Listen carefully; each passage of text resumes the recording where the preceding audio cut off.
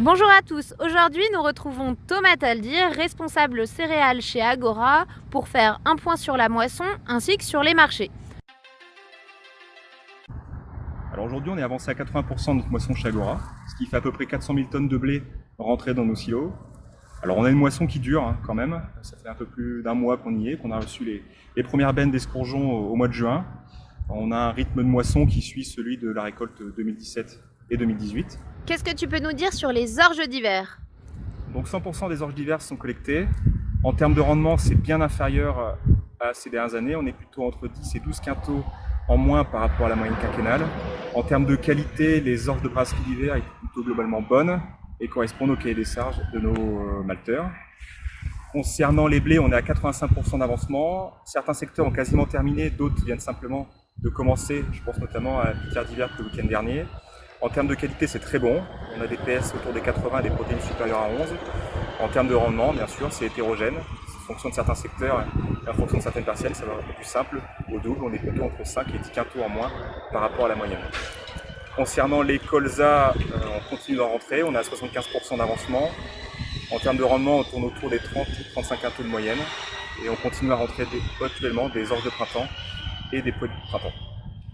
Et concernant les marchés, quelles sont les actualités? Donc le marché du blé a trouvé un peu de soutien dans les différentes révisions à la baisse des productions de blé chez les principaux exportateurs, notamment en Europe et en mer Noire. En France, de par les rendements constatés, on a revu, enfin du moins la production française a été revue à la baisse autour des 32 millions de tonnes, voire un peu en dessous, ce qui amène des perspectives d'export vers les pays tiers de 7 à 8 millions de tonnes contre un peu plus de 13 millions de tonnes l'année dernière. En Russie, les analystes qui étaient autour des 4 millions de tonnes ont plutôt revu leurs estimations autour des 76-77 millions de tonnes.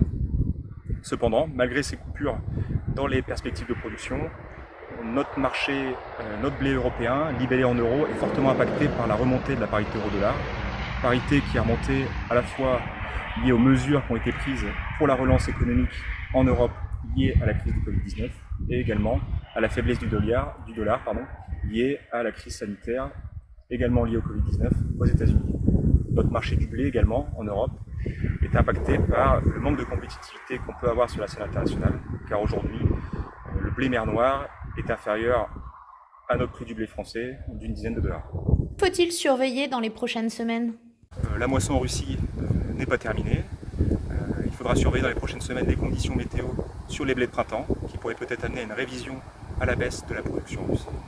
Et également, concernant le bilan maïs mondial qui est relativement lourd, la récolte de maïs aux États-Unis n'est pas encore faite et les conditions météo sur la Corn Belt sont à surveiller, qui pourraient peut-être amener un peu de nérosité sur les fonds financiers américains. Nous vous souhaitons à tous une bonne fin de moisson et rendez-vous en septembre pour les fameuses réunions après moisson. À très vite!